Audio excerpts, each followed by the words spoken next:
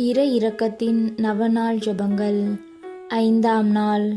இன்று பிரிந்து போன சகோதரர்களின் ஆன்மாக்களை கொணர்ந்து என் இரக்கப் பெருங்கடலில் அமிழ்த்து, என் கசப்பான பாடுகளின் போது எனது உடலையும் உள்ளத்தையும் இவர்கள் கிழித்தார்கள்.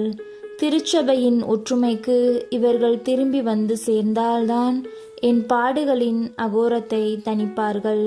இன்றும் விசுவாசத்தில் தவறுவோருக்காக ஜெபிப்போமாக.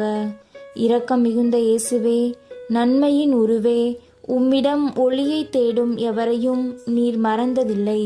பிரிந்து போன எம் சகோதரர்களை இரக்கத்தின் உறைவிடமாகிய உமது இதயத்தினுள் ஏற்றருளும்.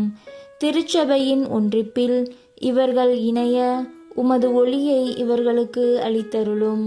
இவர்களும் எம்மோடு சேர்ந்து நித்தியத்திற்கும் உமது இரக்க கொடையை வணங்குவார்களாக.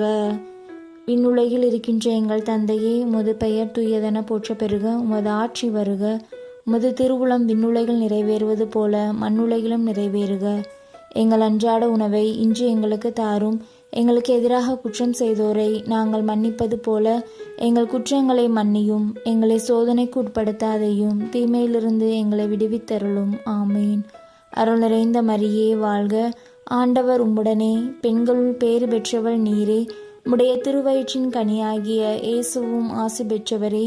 புனித மரியே, இறைவனின் தாயே, பாவிகளாயிருக்கிற எங்களுக்காக இப்பொழுதும் எங்கள் இறப்பின் வேளையிலும் வேண்டிக் கொள்ளும். ஆமேன்.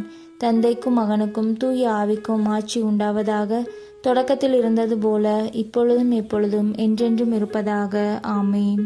நித்திய பிதாவே, பிரிந்து போன எமது சகோதரர்களின் ஆன்மாக்கள் மீதும், சிறப்பாக தங்கள் தப்பறையில் பிடிவாதமாக ஊன்றி நின்று உமது அருளை துர்ப்பிரயோகம் செய்து உதறி தள்ளிவிட்டவர்கள் மீதும் உமது கருணை கண்களை திருப்பியருளும்.